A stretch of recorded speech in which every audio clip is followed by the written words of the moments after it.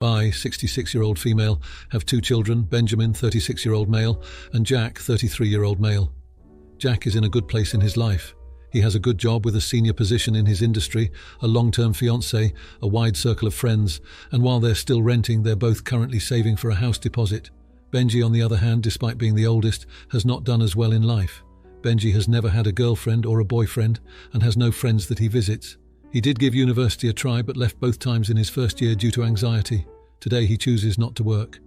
Benji and I have been living alone together for the last 6 years now, and I support him financially. I know that the situation is not ideal. However, I've long since come to terms with the fact that Benji is a square peg trying to fit into a world of round holes, and as I'm getting older, I'm happy for his company. It's an arrangement that suits us both. I'm starting to get on in years, and recently my thoughts have turned to my children and what they will do after I'm gone. A few months ago, I decided to update my will and asked Jack for a meeting to address the changes. I let him know that in my updated will, almost all of my assets, both cash and property, will be going to Benji. However, I'll be giving him a cash amount to help with his house deposit, $10,000. My reasoning for this is that I know full well Jack is capable of looking after himself after I'm gone, but without assistance, Benji will always struggle. He is simply never going to have what Jack has. Jack did not take kindly to the news. He said that I'm effectively punishing him for having succeeded in life, where his brother has been allowed to not try and fail his entire life, and is now being rewarded for choosing to remain a NEET so he can suckle on mummy's teat.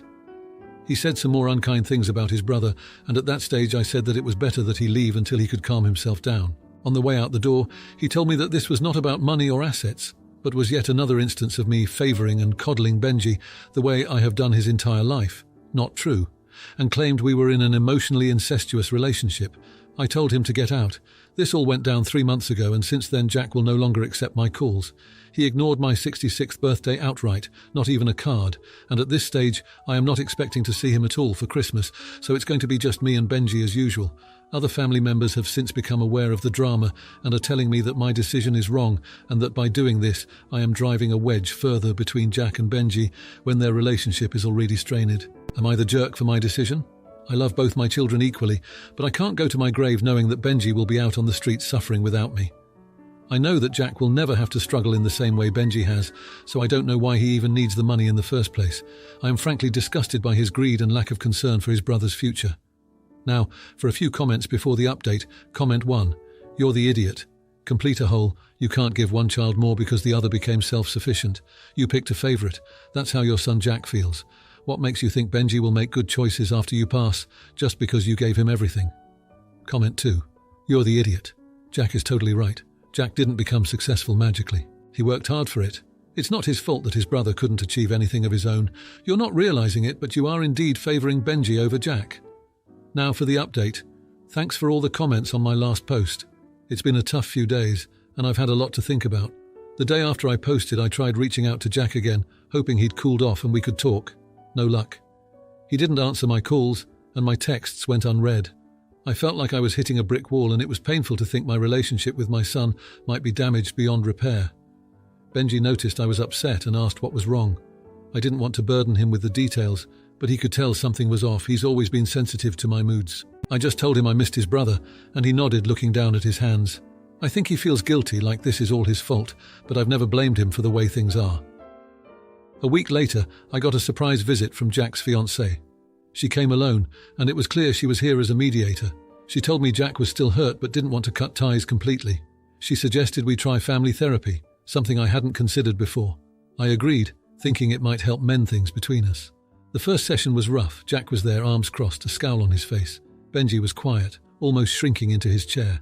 The therapist tried to get us to open up, to talk about our feelings and the will. Jack let it all out, saying he felt like I never trusted him to take care of his brother, that I always saw him as the capable one who didn't need help or attention. I tried to explain my reasoning, but it just made things worse. Jack said he didn't need my money, but it was about feeling valued and loved equally. Benji spoke up then, surprising us all. He said he didn't want the money if it meant losing his brother. That moment, it felt like we might actually get through this. But things didn't improve much after that. We had a few more sessions, and while the shouting lessened, the tension remained. Jack was polite but distant, and Benji was trying too hard to make things right, offering to move out, get a job, anything to fix the family. Then 2 days ago I got a call from Jack. He said he'd been doing a lot of thinking and had come to a decision. He was going to move away, take a job offer in another state. He said it wasn't just about the will anymore, but about needing space to build his own life without the family drama. I was devastated. I tried to talk him out of it, but his mind was made up. He said he'd keep in touch, but I could hear in his voice that things would never be the same. He was pulling away, and there was nothing I could do to stop it. Benji was heartbroken when I told him. He blamed himself, saying if he'd just been more like Jack, none of this would have happened. I tried to comfort him, but my own heart was aching too much to be much help. Yesterday, Jack came by to say goodbye. It was the most civil we'd been in months. He hugged Benji, who was trying so hard not to cry, and then he hugged me. He whispered that he loved me, but he needed to do this for himself. I watched him drive away, and it felt like a piece of my heart was leaving with him. Now it's just me and Benji again, and the house feels emptier than ever. I keep thinking about what I could have done differently, how I could have prevented all this. But in the end, I know my sons are their own people, with their own paths to follow. I'm left with the sad resolution that sometimes, despite our best intentions, we can't keep our loved ones close. We can only love them and hope they find their way back to us in the end. It's a hard lesson to learn, and one I never wanted to face. But here I am facing it head-on, with only memories and what-ifs to keep me company. Now for the comments. Comment 1. Hey there, I can see you're in a tough spot, but have you considered setting up a trust for Benjamin with conditions that might encourage him to seek independence? It might be a good middle ground. Also, have you thought about how this might affect your relationship with Jack in the long run? Comment 2. It sounds like a difficult situation. Maybe you could look into a mediator to help facilitate a conversation between you and Jack. It's important to address his feelings and the family dynamics before it's too late. Sometimes an outside perspective can really help clear the air. Now, for the next story. I, 31-year-old female, am married to James, 35-year-old male, and we have a 3.5-year-old son together. James also has 2 children, Grace, 13-year-old female, and Luke, 14-year-old male, with his ex-wife Sharon, 36-year-old female. Sharon and James have been divorced for 12 years, and ever since Sharon has been in a string of relationships and had 4 additional children who are ages 10 and under. She is currently married and has 3 stepchildren who are 7 and under. James has always been willing to help Sharon out if needed, so the kids can see them getting along and so they know he always does his best for them and their mum. But now he wants me to go a step further than he ever has, and he wants me to babysit all of Sharon's kids, since I'm a stay-at-home mum technically. But I do run my own online business to earn money, and am able to do that around everything else in my life. He said Sharon is struggling to find childcare for all the children she has, and her husband is a bit of a deadbeat. I found out after that Grace asked her dad to help out because she was worried about her mum. I told James that was too much for me. He said he would help where he could and I wouldn't need to worry about the money side because he would take care of it. I told him that's a lot though, and honestly too overwhelming for me. He was frustrated with me, and I told him I didn't appreciate the pressure he was putting on me. Later, Sharon calls and tells me she wants to start dropping off the kids after Christmas. I told her I hadn't agreed. She told me James had told her I would do it. She then told me that I should be willing to help out, and it would win the kids over, Grace and Luke, to me and maybe even to my son, their half-brother. I told James he had no right to promise anything on my behalf. He told me he believed I would be on board, and he was surprised I was so against it when I never had a problem with him helping. Then he asked me to give him a reason that couldn't be helped with getting someone in to help me take care of the kids. I told him he can just pay for people then, if he's so determined, but I won't be babysitting. I also told him we need marriage counselling because of this. Also, and this might be meaningless but I feel I should confess it here, another reason I am unwilling, even if it wasn't so much hard work, is the fact Grace and Luke have never shown an interest in my son. But they're half-siblings from their mum and step-siblings from her. It's totally different. I think it's because they consider all of them, even the steps, their mum's kids. But with my son, he's mine, and not as much their dad's. They are not fond of me or of their mum's husband. It's something I have been working on. But I admit the idea of having all the kids, and as my son gets a bit older, him watching his 2 siblings treat their other siblings so much better, makes me say no anyway. Anyway, Sharon is calling me and butt and saying I am not thinking of my stepkids. James thinks I should have been willing to work with him to figure out a compromise. Am I the idiot? Now for a few comments before the update. Comment 1. I'm trying to do the math here. She has 6 biological kids, 4 under 10, and 3 stepchildren. So he wants you to watch 7 additional kids during the day? I'd say no for the sheer chaos that would cause. Also, you work. Stop calling yourself a stay-at-home mum. You work from home with a flexible schedule and keep reminding your husband of that. Comment 2. Not the jerk. I'm a guy, and I'm honestly going to tell you, your husband has agreed to this because he knows he won't be the one doing the main heavy lifting of all these kids, apart from throwing money at it. He will only do the absolute bare minimum of anything to do with all those kids. I guarantee you. Now for the update. So it's been a crazy couple of weeks since my last post. I never expected things to turn out the way they did, but here we are. After the whole babysitting debacle, things got pretty tense at home. James and I were barely talking, and when we did, it was like walking on eggshells. I was feeling pretty alone in all this, and I guess it showed because Grace and Luke started to act differently around me. One evening, Grace came to me and apologized. She said she didn't realize how much pressure her request would put on me, and that she just wanted to help her mum. That conversation was a turning point. We talked about how her brother and she felt about my son, and she admitted they had been standoffish because they didn't know how to include him in their already complicated family dynamic. It was a heartfelt moment, and it made me realize that these kids were just trying to navigate a situation that was as complex for them as it was for me. James and I finally sat down for a real talk. I told him how unsupported I felt when he volunteered me for babysitting duty without asking. He admitted he was wrong to assume and apologized. We agreed that we needed to communicate better and that our family needed to work as a team. We also decided to start marriage counseling, which has been incredibly helpful in understanding each other's perspectives. Meanwhile, Sharon's situation hadn't improved, and despite our differences, I couldn't help but feel for her. So I came up with a plan. I reached out to some local parents and organized a childcare co-op. A few days a week, we'd take turns watching each other's kids. It wasn't a perfect solution, but it gave Sharon the break she needed without putting all the responsibility on me. The co-op turned out to be a blessing in disguise. Not only did it help with Sharon's kids, but it also brought our blended family closer.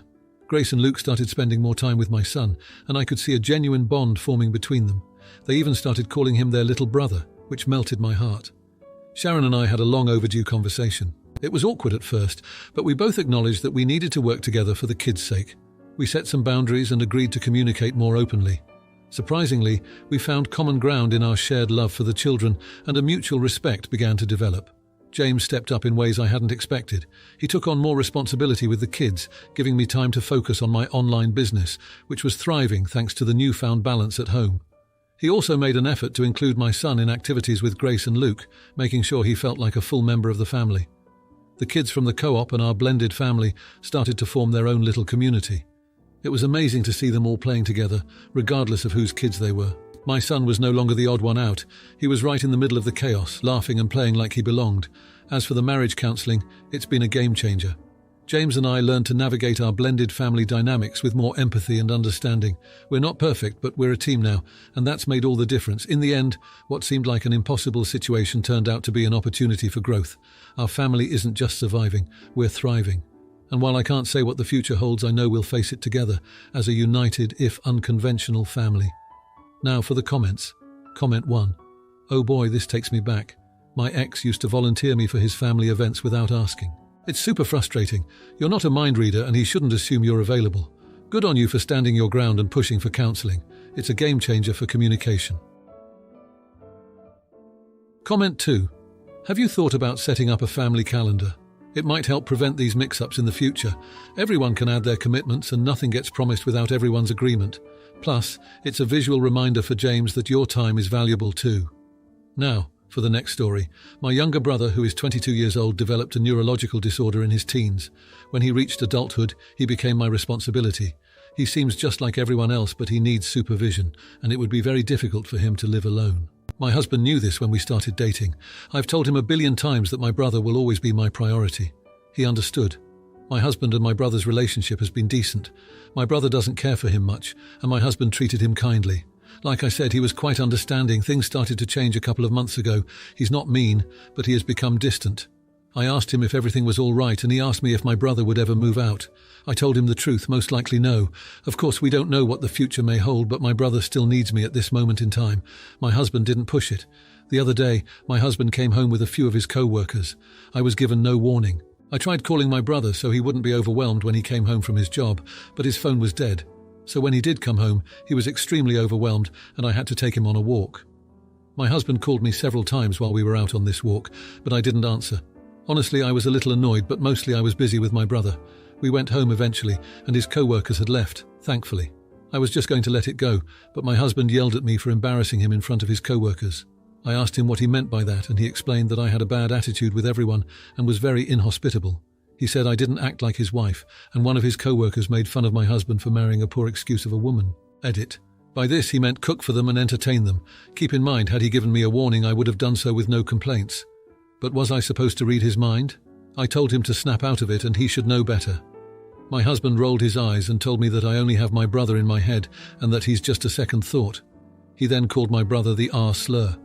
This made me extremely angry, so I told him that there's no use getting mad at me. He married me knowing that he'll always be second. He called me insufferable before leaving. Now he's with his mum, and she yelled at me for coddling my brother and neglecting my husband. I'm curious and need to let off steam. Am I the idiot? Edit. Just in case anyone gets the wrong idea, my husband isn't involved in my brother's care, like at all. Not even financially. I wouldn't put that burden on him. He did go to a few therapy sessions just to understand my brother's disability, but that's it. Now for a few comments before the update. Comment 1. So your brother can work independently but not live independently. What will happen if you pass before him or get sick? Did you never go on holiday? Do you see children in your future? But most importantly, does your brother really need you, or have you created an unnecessary codependency that actually hampers his chance at independence? Comment 2. You shouldn't have gotten married. You should also never get married. You are not marriageable. I'm loath to say no idiots here or everyone sucks here because your husband should not have called your brother the R word, and doing so is really bad. Now, for the update. So, it's been 3 days since my last post, and let me tell you, it's been a ride. After my husband stormed out and went to his mum's place, I was left to simmer in a mix of anger and confusion. I mean, I knew things were tense, but I didn't expect them to blow up like that. The first night was the hardest. I couldn't sleep, kept replaying the argument in my head, and my brother could sense something was off. He kept asking if everything was okay, and I did my best to reassure him, but I'm pretty sure he didn't buy it. I felt guilty for bringing that kind of energy into our home. The next morning I woke up to a text from my husband. He wanted to talk. I agreed, but I was adamant about doing it in a neutral place. We met at a nearby park, a place where we'd had picnics and good memories. It felt like the right spot to clear the air. We sat on a bench awkwardly at first. He apologized for what he said about my brother. He admitted he was out of line and let his frustration get the better of him. I could tell he was sincere, but the words still stung. I explained how important my brother is to me and that his words hurt deeply. We talked about his feelings of being second. He confessed that he sometimes felt like he was competing with my brother for my attention, which wasn't fair to any of us. I got it. I really did. I love my husband, and I never wanted him to feel like he wasn't a priority too. We decided to set some boundaries and work on communication. No more surprise visits from co-workers, and he promised to be more understanding about my brother's needs. I agreed to be more mindful of his feelings and to make sure we had our quality time together. That evening we went home together. It was quiet, but not the uncomfortable kind of quiet. More like the, we've got stuff to work out, but we're in this together kind. My brother was relieved to see us talking again. He's not big on conflict, and I think he blames himself when things go wrong, even though it's not his fault. Yesterday, my husband suggested we all go out for dinner, his treat. It was a small gesture, but it meant a lot. We went to my brother's favourite place, and for a couple of hours it felt like old times. My husband made an effort to chat with my brother, and I could see he was trying to mend fences. On the way back, my brother, who's usually not one for many words, told me he was glad my husband and I were okay. He said he didn't like it when we fought. It was a reminder of how much he notices and how sensitive he is to the dynamics around him. Today, things are looking up. My husband and I are talking more, and we're planning to start couples therapy. We both agree that we need a professional to help us navigate our unique situation. It's not going to be easy, but I'm hopeful. As for my brother, he's back to his routine, and I think he's happy that the tension has eased. I'm making sure to spend time with both of them, separately and together. It's a balancing act, but one I'm committed to getting right. So, am I content? I wouldn't say I'm there yet, but I'm feeling hopeful. We've got a plan, and we're working on it together. It's not perfect, but it's progress. And sometimes that's all you can ask for. Now for the comments. Comment 1. Oh boy, does this take me back. My cousin has autism, and I remember my ex being all sweet and understanding until it got inconvenient for him. You're not the jerk for prioritizing your brother's needs, especially when your husband knows the score. It's about respect, and your hubby dropped the ball big time. Comment 2. All right, Dr. Love here with a prescription of humour and heart. Your hubby's got the emotional range of a teaspoon if he's competing with your brother for attention. Good on you for standing your ground. Therapy's a great start. Think of it as couples boot camp. Here's to hoping he learns to march to the beat of compassion and understanding. If you like this video, you'll probably like these too. Also, while you're here, please consider subscribing. It's your support that keeps this channel alive and allows me to make better and longer videos. Have a great day.